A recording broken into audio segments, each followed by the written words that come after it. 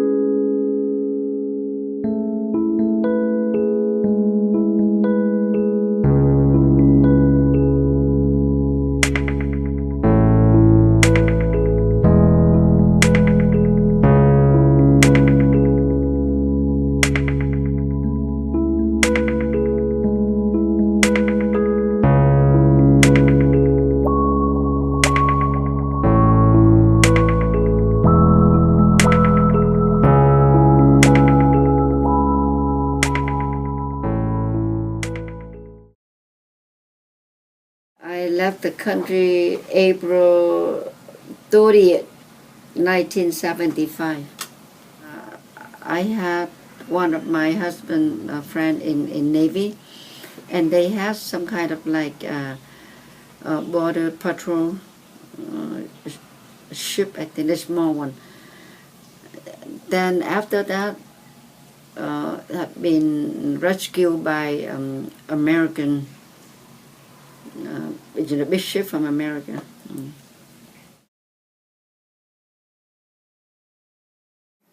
We live with the American Embassy. We were one of the lucky one of the last civilians, because my father was working for the American Embassy.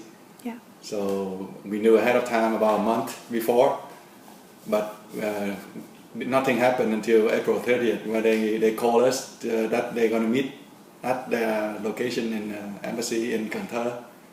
So that's where we left there, from there.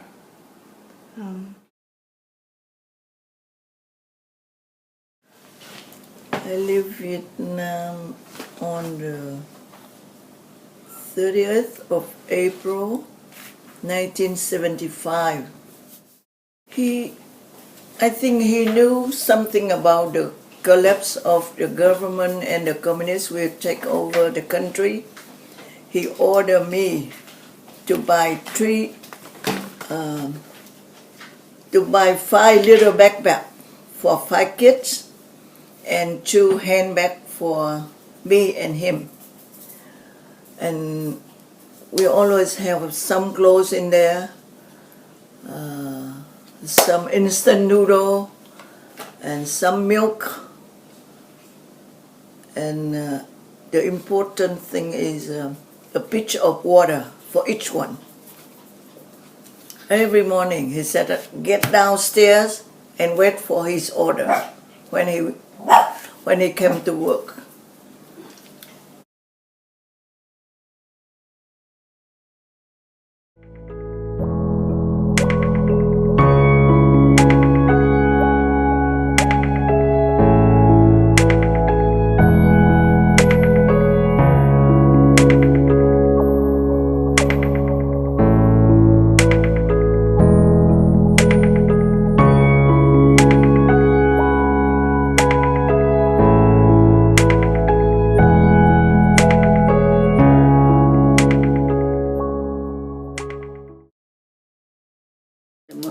He is the CEO of the prison. Oh. So he's there. But the end of March 1975, my husband called home and said, have to leave, must go to the camp where he at. So I took my 2 daughters from home. We go to Phu Quoc Island.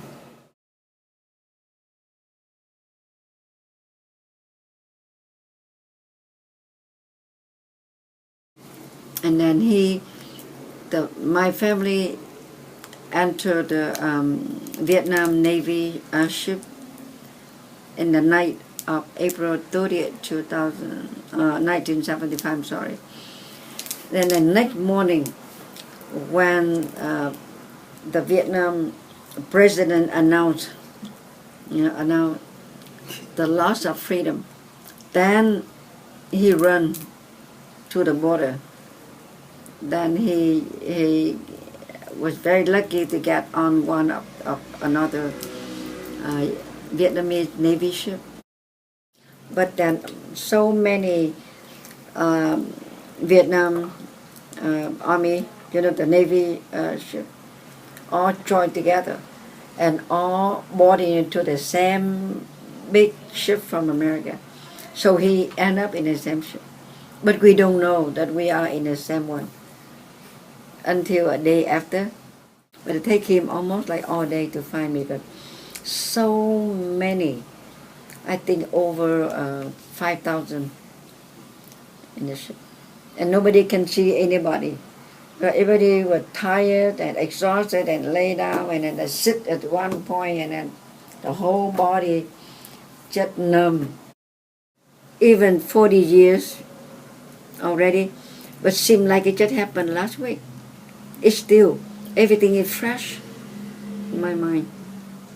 I'm holding 2 girls, and only thing I do is holding one little basket, it's all medication, only medication. And another basket is all their birth certificate, their baptism certificates, and some paper, some document. So if we end up somewhere, they know who are you, where you come from. We have to have something to prove that who we are. And then I have one of my backpack, at my rosary. And then when they boarding us from Vietnam Navy ship, is more to the big ship, the U.S. big ship. You know what they do? They had like the wire ladder, the rope. Oh yeah. The rope. And when we go there, if I holding my one of my daughter and one I holding the rope, how I'm gonna holding the little basket, holding it, and only couple minutes the basket, medical basket down to the ocean. Oh. And then one of a U.S. soldier have my older daughter, the doctor right now, and then I had my second daughter, and then one of the another U.S. soldier said, "No, lady, you cannot." So he had 2 of my daughter up the ship. At that time, my heart said, "Stop beat." I don't know where they take my children to. So I climb up to the rope and go, and then they wait for me there. But while we climb up on that rope ladder, there is a few people in the ocean, and one of the boy, and then the parent almost jumped down to the ocean for their son, but I think Because the boy dropped in the ocean. Right, yeah. So many things I just cannot handle it. And then while they are inside the ship, the mother many times wanted to jump up the rail to looking for her son.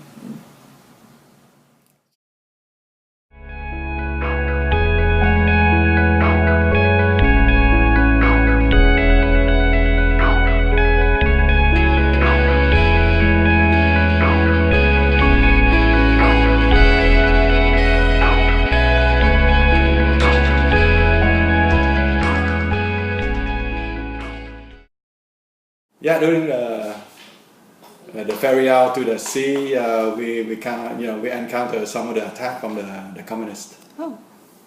They fire from the riverbanks, but I guess it didn't reach the boat because the boat kind of in the middle of the river. It kind of Mekong River is really large, so we were kind of lucky.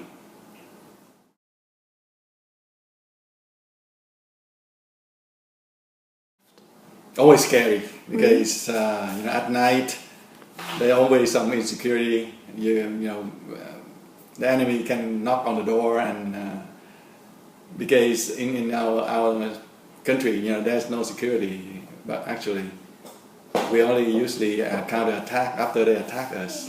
So it's no way to know, because your friend in the daytime can be your enemy in the nighttime. So it's very, very hard, very, very hard to distinguish between who's friends and who enemies.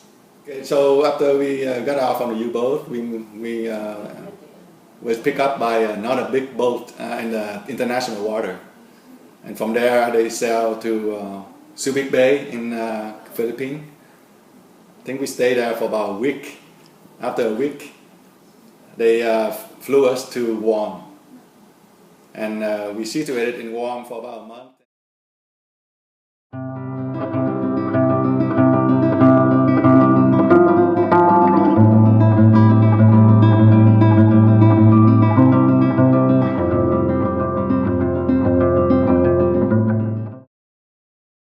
And that day, the 30th of April, the communists took over.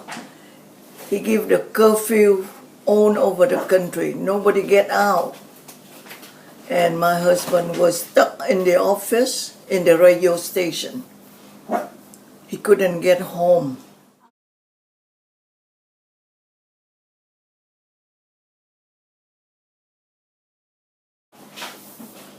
His friend's brother-in-law was a captain of a warship. So we think we gather together and we follow him to get on the ship. And when we got there, my husband got there, and his friend got to his house, and everybody rushed on the car. We got 4 cars together.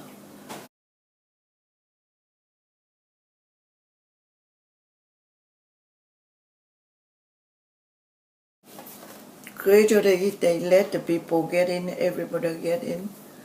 And my husband got into the FBI office. He got a small radio, some cigarettes, some liquor, so he can give to the Marine. They give us some water. That's the exchange. But we lucky, that big warship, they have the machine that they can turn the salt water into the good one. But a lot of people in there, and finally the machine was broken. And when we got into the Philippines, they won't let us come in. They said that they cannot let all the Vietnamese people refugee in their country. The people over there called the U.S. government in U.S. embassy in Philippines. So they said that they told us they sent some little boats go out, erase all the name of the Vietnamese ship. So like they don't let the Vietnamese people go into Philippines. Just nobody, no name ship get in. Oh, it's a very, very sad. That time on the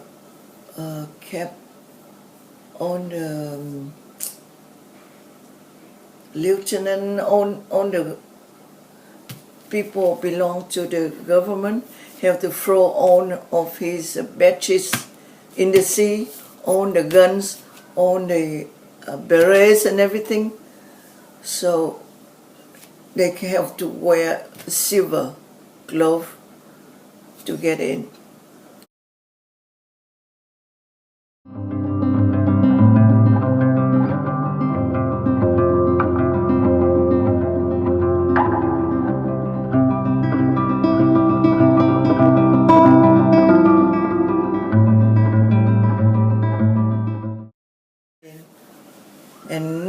place at all, even to to sit down. Oh my God, we have to let two kids sit here, lie down here, some lie down there, to get to the camp. And that time, there is some bad people. They steal 2 small backpacks from my kids. There are some clothes, some material we brought from Vietnam. And we saw them carry along. We said, that belongs to us. They said, okay, if you open it, nothing belongs to you in that bag. I throw you in the sea. Oh, we scared because we don't know if they take away all the thing and they put their thing in there. How did we know? So we dare not say anything.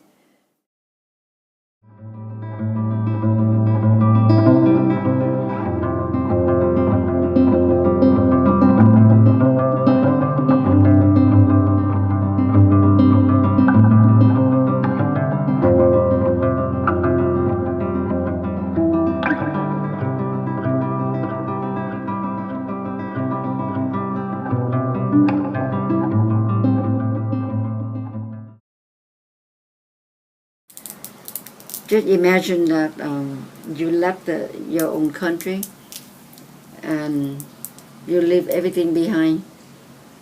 You escape from with your hand empty and no destination, not knowing where you're going and not knowing what your future look like, just for freedom.